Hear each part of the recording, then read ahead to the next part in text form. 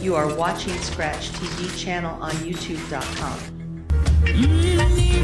You know that from the Crucible, this is an icon. Good evening, Miss Marcia Griffiths. How are you? Good evening. I'm giving thanks and I'm truly blessed. Listen, we are the blessed because we have been able to listen to your impressions in music for a long time, and you have been very, very consistent in your music production for the world. Talk to me a little bit about Marcia Griffiths, the early days when this started. I started back in 1964. First time on stage with Byron Lee, Easter Monday morning. Just one little skinny 11-year-old girl. I was going to be 12 in November, my birthday. Yes. And the very same day I went down to Studio One. I was taken there by a friend from Radio Jamaica. I went to Studio One and I walked in there. And as I walked in there that first day, I did my very first recording called Wall of Love. Mm-hmm. And before the year ended, I had done at least 6 songs. But my very first hit song was in 1967, Feel Like Jumping, in the staples of the Studio One. Feel Like Jumping. Yeah, that's my first hit song. How did that song come about? Feel Like Jumping, Jackie Me Too and Bob and they came together, and it was just a happy vibe, you know? Mm-hmm, mm-hmm. And those days we had just 2 tracks in the studio, so music and voice went down at the same time. So Ken Booth, Jackie Me Too, Bob Andy and myself, we all put the lead and the harmonies down. Ken and Jackie, you know, Jackie was doing day, yep. And everything was done one time, you know. It was just a nice vibe. Because those times when we go to Studio One, like we clock in on a 9-to-5 job. Yes. As daylight, we are there, and all we do every day at Studio One is just record. We just go in and record every day. Mm-hmm, mm-hmm. So I did collaborations with Bob Marley, Bob Andy, Tony Gregory, Owen Boyce, Free Eye, just about every male singer that was in the stable, Ken Booth, just about everyone I did collaborations with, because Mr. Dodd just wanted to find a hit song for me. But, well, it happened in 1967. It was just a solo song, Feel Like Jumping. A lot of people thought that was Jeff Dixon. I'm glad you revealed that. That's Jackie Me Too. No, man. Listen to me now. I want you to talk to me about your work with Miss Pottinger, because you were like star for Miss Pottinger. Well, you know, that period working with Miss P was one of my best in the business, because being another woman, she understood almost everything. We shared so much. You know, Judy Mott was there too at the time, or maybe a little after. Mm-hmm. And as women, we would talk about our problems, and I was so relaxed, I was so comfortable in the environment of working with Miss P that I could really express myself the way I wanted to in the music. I didn't have any, even though it was male-dominated, as you might know, we didn't have anybody, you know, coming down our throat or any male strong power thing coming at us. Mm-hmm, mm-hmm. I was just so comfortable, and working with Errol Brown at the time, you know, he just put the icing on the cake. Errol Brown, the engineer. Yes, I was so very relaxed working with Miss P for that period. I did 2 albums for her, Naturally and Step In. No, there's a kind of longevity that come about because I believe of the collaboration with you and Miss Pottinger. You talk about the male domination of the business. How did you manage to survive that, and how are you still doing it now? Well, I managed to survive, thank God, because it was really, really dominated with just male, and everything was just about the male. It was just a few of us, Hortense, Ellis, and myself was there, and it wasn't easy, because you as a young girl out there, and you know, vulnerable, and musicians and artists, everybody looking your direction as a young girl come on the scene, and it wasn't easy to stay away from all that. That's why I'm always thankful for Bob Andy when I met him, and he was just there like a father figure and a guide. And I am really, really thankful to Bob, because all the eyes were, you know, had to look another side. Yes. Well, and you were and still are quite attractive, so I can understand. You're making me blush now. Oh Lord. Well, as long as I'm alive, I know I have the same spirit. I still feel like a child, you know. I still feel like a child. But you know what I'm happy about today? It's no longer male dominated. I can honestly say to you now that I think it's 50-50, or maybe sometimes 60-40. There are so many female in the business today. It's unbelievable. And what makes it even nicer for me, as me, Marcia Griffiths, is to hear all these female singers mentioned in all their interviews that they do, whether it's in the newspaper or on the radio and magazines.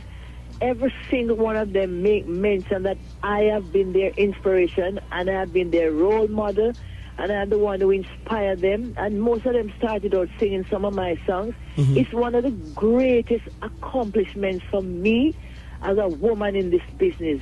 You know, it shows me that I was always doing something right, and my work is not in vain.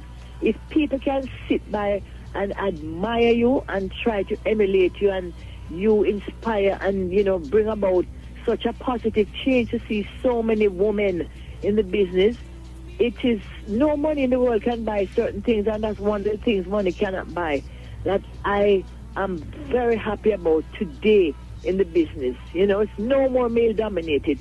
And some of the sisters in the business too, they can defend themselves, even though women, especially in the business, need good management and representation. Because when you're being represented, you gain more respect from promoters and, you know, people you do business with. But these sisters, people like a Queen Ifrika and a Tanya Stevens, Etana, these are strong sisters that, you know, people, you don't try anything with these sisters. Because, you know, in my time, I was using my heart instead of my head. You know, but you have to use your head and save your little heart. So that was a mistake I made in my time. I was too, you know, playing nice, and 9 out of 10 times you're not being paid because you're governed by your heart, and you say, oh yes, poor thing, you know. Yes. But today I'm very proud of the women in the business, and I'm very proud to know that it's not male dominated. When I'm going to pay the bills and come back, but when I come back, I'd like you to talk to me a little bit about how you see the development of Jamaican music. Because Jamaican music, the popular music, came out of, well, it started off with the Jankunu and the Mento and so on. How do you see the growth and development of Jamaican music, especially because you're coming here in the Jamaica 50th celebration? So I want you to just think about that for a little bit, and I pay the bills and we'll come back and talk about that. Okay, all right, no problem. Check it out, check it out. 3, 2, 1. This is the roll call. Roll tape. Oh man, when you listen to them songs, you get goosebumps, don't you? It's a kind of a vibe that talks about how these songs were made. And you know, Marcia, before we went to break, I asked you to talk a little bit about the growth and development of Jamaican music. But this song is asking a question for me. How come you sang this with such passion? Because it's a song that I really and truly loved.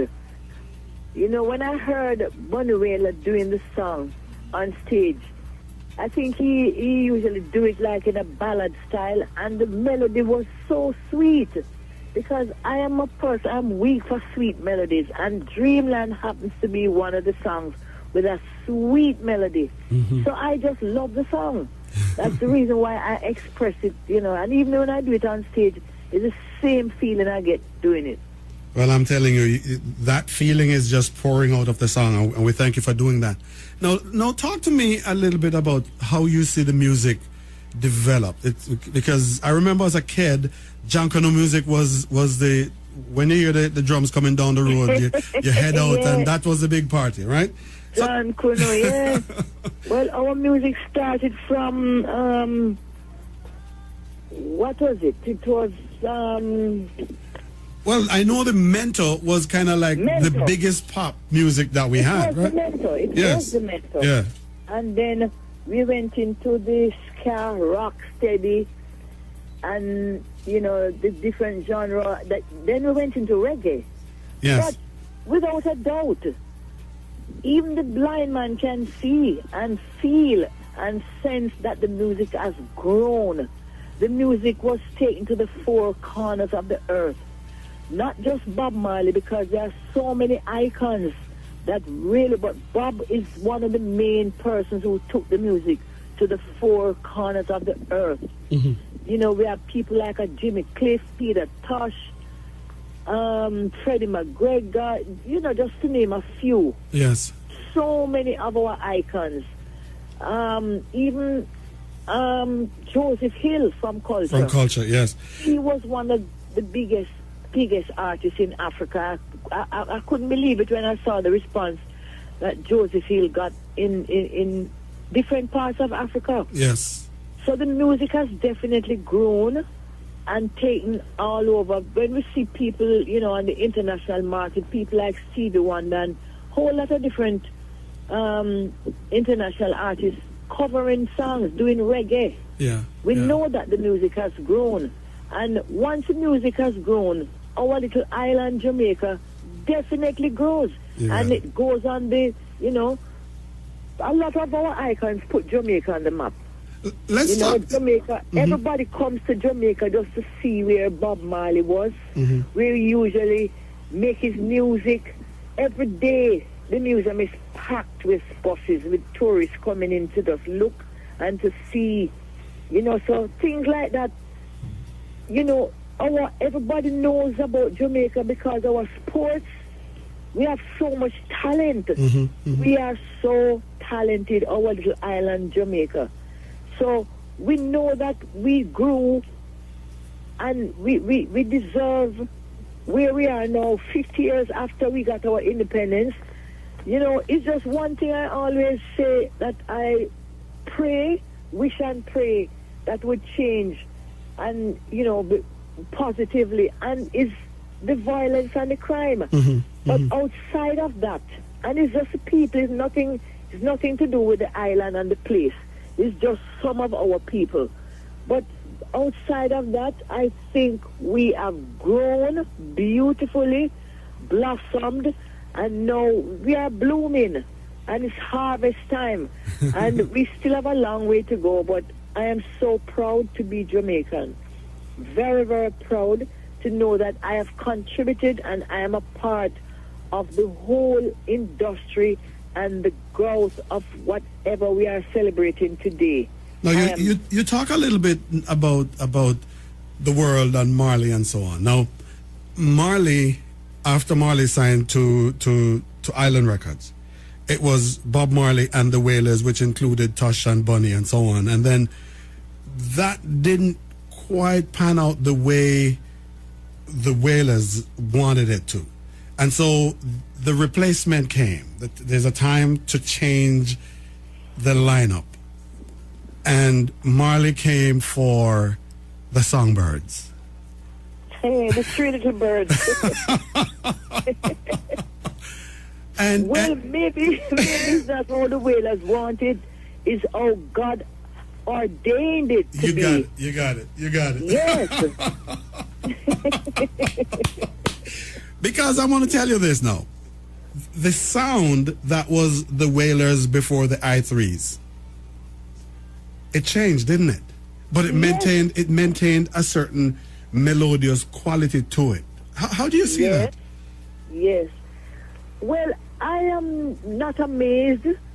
I am just, when Bob passed, I wrote a song called He's a Legend. And that song speaks for itself.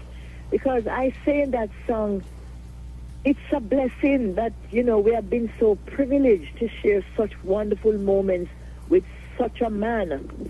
Because, believe me, with no apology, I have never seen another man like that in my lifetime.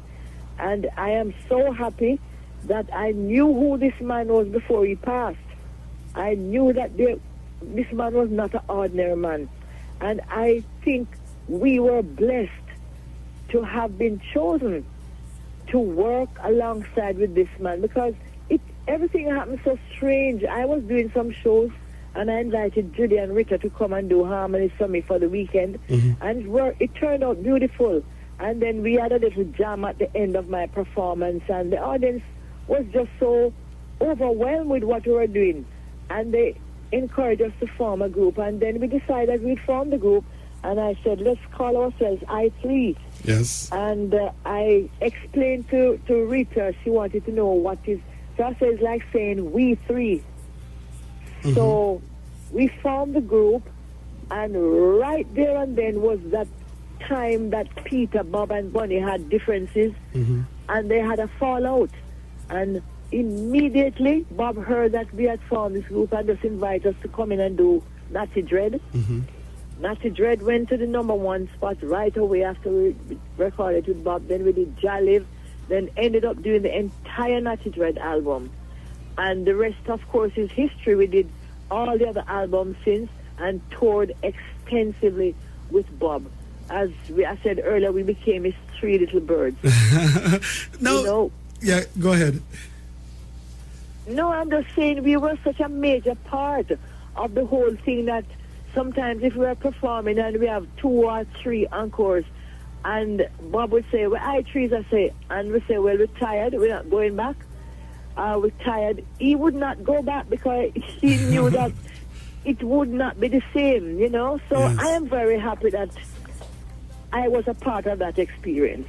Now, let's talk a little bit about your experience going on tour with Marley. You've gone all over the world.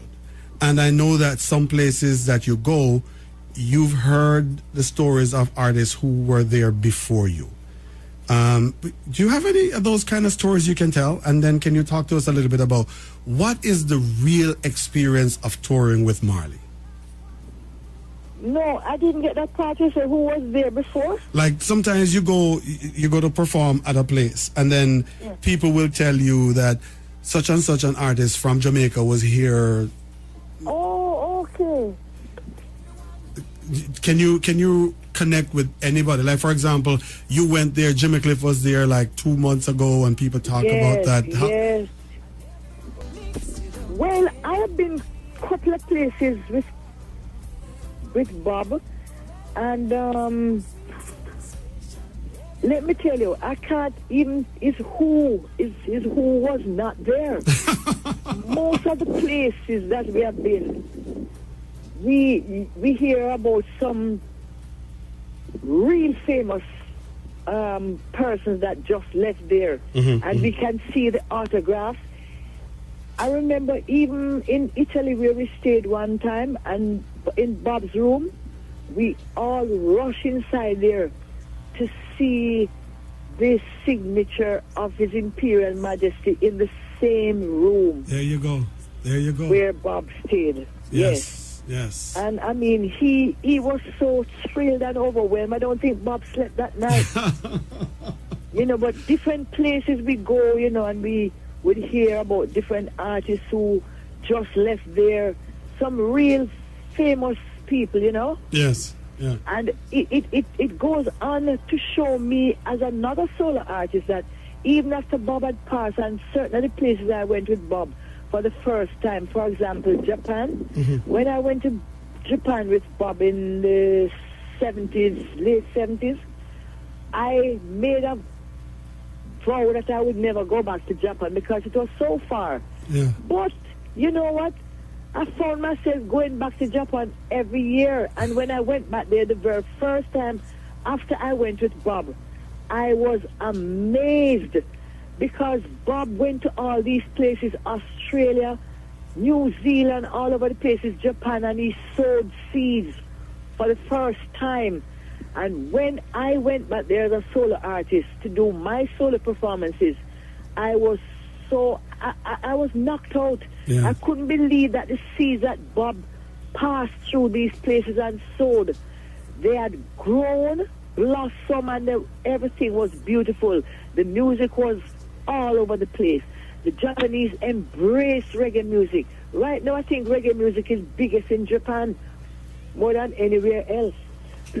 So, you know, just to show you that it's just a continuous growth.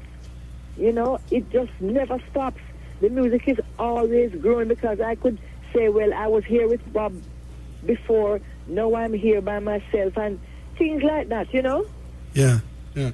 So let me just ask you then, because of all of this tour experience, you're coming to Toronto for this show. And this is a show that's looking at Jamaican music over the time period. What from those experiences can you bring to this show that is going to turn up Marcia Griffiths and make people see her in ways that they probably haven't seen you before?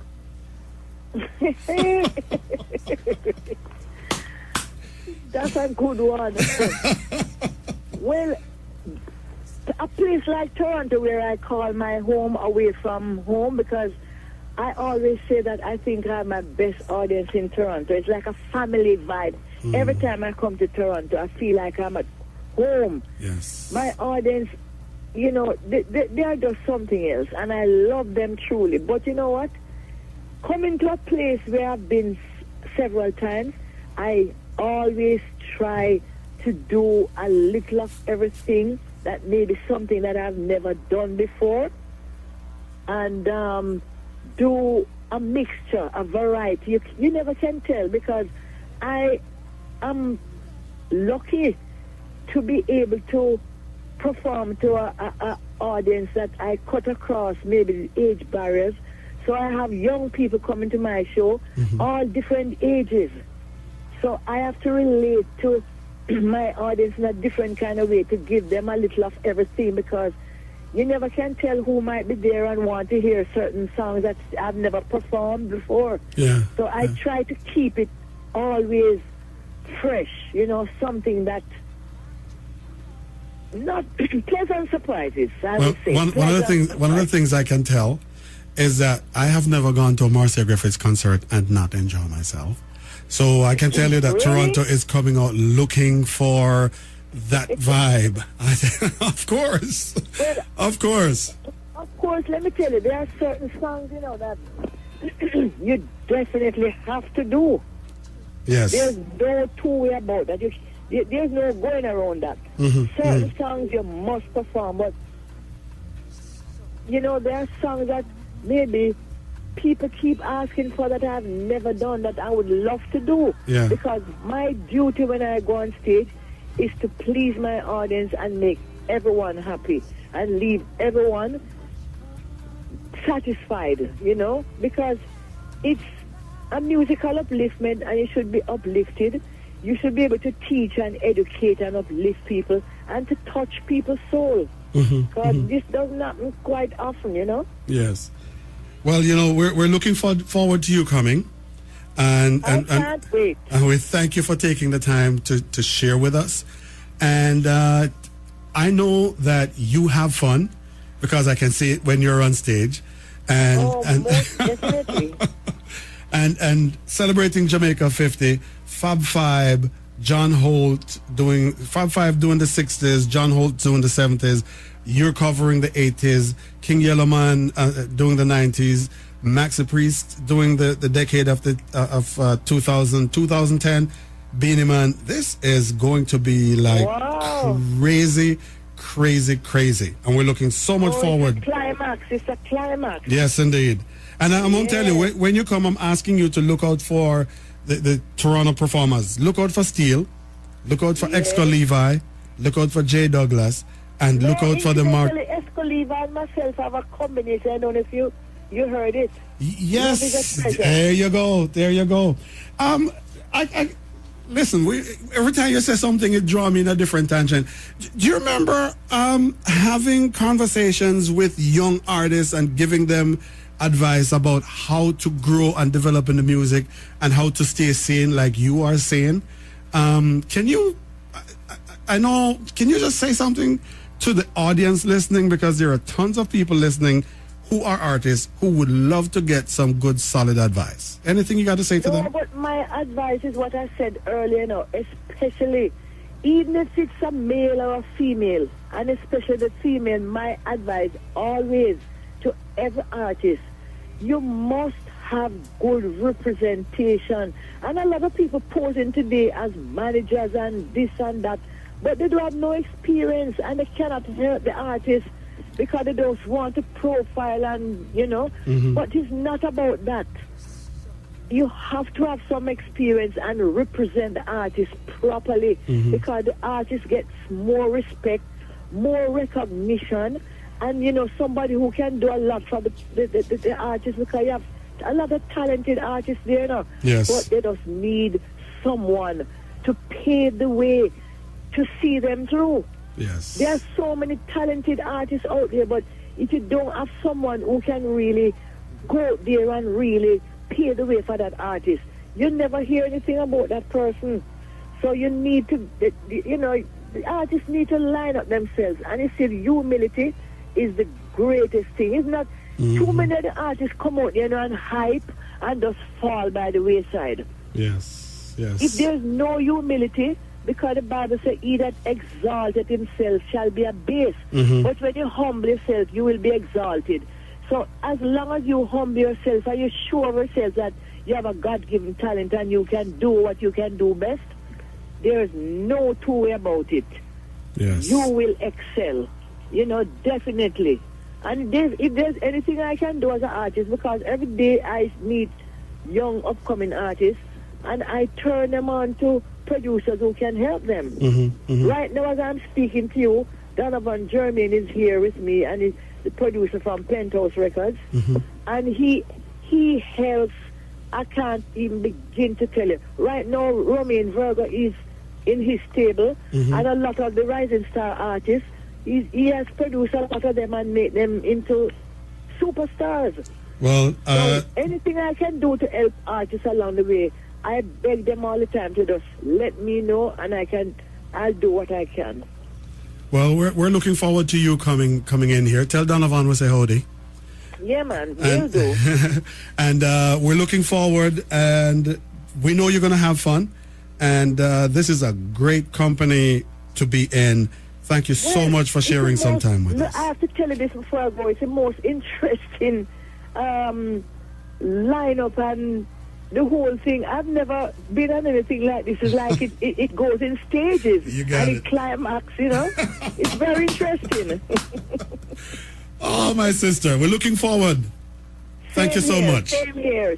Enough love to my fans and friends listening. Miss Marcia Griffiths. Looking forward to seeing every face in the place. You got it. Right? All right, give thanks, my sis. all right. One love. Many blessings. Thanks for having me. All right. You are watching Scratch TV channel on YouTube.com.